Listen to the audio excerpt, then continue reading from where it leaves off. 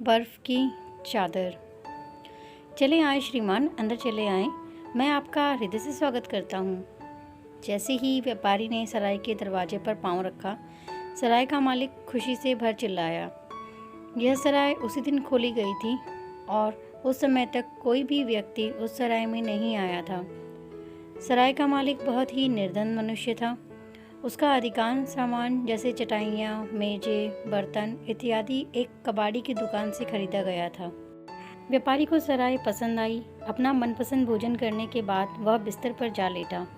अभी कुछ ही देर सो पाया होगा कि उसके कमरे में दो आवाज़ें सुनाई दी, जिससे उसकी नींद उचट गई।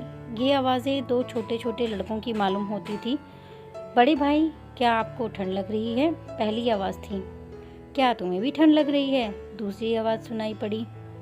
व्यापारी ने सोचा कि शायद भूल से सराय के मालिक के बच्चे कमरे में आ गए हैं। श्श, व्यापारी ने कहा, बच्चों, यह तुम्हारा कमरा नहीं है। कुछ देर कमरे में शांति रही, पर फिर से वही आवाज़ें सुनाई दी। व्यापारी बिस्तर से झुंझलाकर उठ बैठा। उसने मोमबत्ती जलाई और कमरे का ध्यानपूर्वक निरीक्षण किया, किंतु कहीं कोई बच्चा नहीं मिला। उसने मोमबत्ती को जलता रहने दिया और चुपचाप बिस्तर पर जा लेटा। कुछ क्षण बाद फिर दो आवाज़ें आई। बड़े भाई, क्या आपको ठंड लग रही है? और उत्तर में, क्या तुम्हें भी ठंड लग रही है? आवाज़ें एक रज़ाई में से आ रही थी। व्यापारी ने ध्यानपूर्वक दोनों आवाज़ों को सुना। जब उसे विश्वास हो गया कि आवाज़ें रज़ाई में से ही आ रही हैं, तो उसने जल्दी जल्दी अपना सामान बटोरा और सराय के मालिक से सारा हाल कह सुनाया। लगता है कि आपने खाने के समय बहुत ज़्यादा शराब पी ली है, इसीलिए आपको बुरे स्वप्न दिखाई दिए। कहीं रज़ाइयाँ भी बोलती हैं?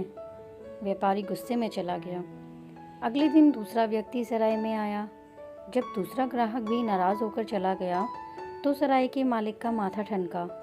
वह ऊपर गया और उसने एक के बाद दूसरी रज़ाई उलटना पलटना शुरू कर दिया। उसे भी एक रज़ाई में से दो आवाज़ें आती सुनाई दी। अगले दिन सराय का मालिक उस रज़ाई को लेकर उस कबाड़ी की दुकान पर गया, जहाँ से उसने उसे खरीदा था। उसने कबाड़ी से पूछा, क्या तुम्हें याद है कि यह रज़ाई तुमने मुझे बेची थी? क्यों, क्या बात है? तुमने यह रज़ाई कहाँ से खरीदी थी?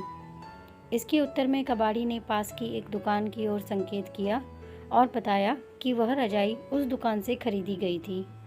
सराय का मालिक उस पास वाली दुकान पर गया, किंतु उसे पता चला कि उसके मालिक ने भी उसे किसी अन्य दुकान से खरीदी थी। इस तरह वह कई दुकानों की धूल फांकता अंत में एक छोटे से मकान के मालिक के पास पहुंचा। उस मकान के मालिक ने यह रज़ाई अपने एक किराएदार से वसूल करके बेची थी। इस किराएदार के परिवार में केवल 4 सदस्य थे, एक गरीब माँ बाप और उनके 2 छोटे छोटे बच्चे।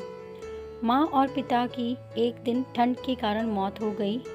अब दोनों भाई घर में बिल्कुल अकेले रह गए थे। बड़े की उम्र 8 साल थी और छोटे की 6 साल।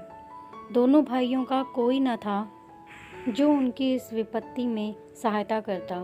उन्होंने भोजन सामग्री जुटाने के लिए एक के बाद एक वस्तु को बेचना आरंभ कर दिया। अंत में उनके पास केवल एक रज़ाई रह गई। बर्फ़ बहुत तेज़ गिरने लगी थी। दोनों भाई एक दूसरे से सटकर रज़ाई ओढ़कर लेट गए। छोटे भाई ने बड़े भाई से पूछा, बड़े भाई, क्या आपको ठंड लग रही है? बड़े ने उत्तर दिया, क्यों, तुम्हें भी ठंड लग रही है? तभी मकान मालिक अपने मकान का किराया लेने आ पहुंचा। मकान का किराया लाओ, हमारे पास इस रज़ाई के अतिरिक्त कुछ भी नहीं है। मकान मालिक गुस्से में चिल्लाया, मैं कुछ नहीं जानता, या तो मकान खाली कर दो या मकान का किराया लाओ। अभी मैं इस रज़ाई को किराए के रूप में रख लेता हूँ। अंत में उन्हें बाहर निकलना ही पड़ा।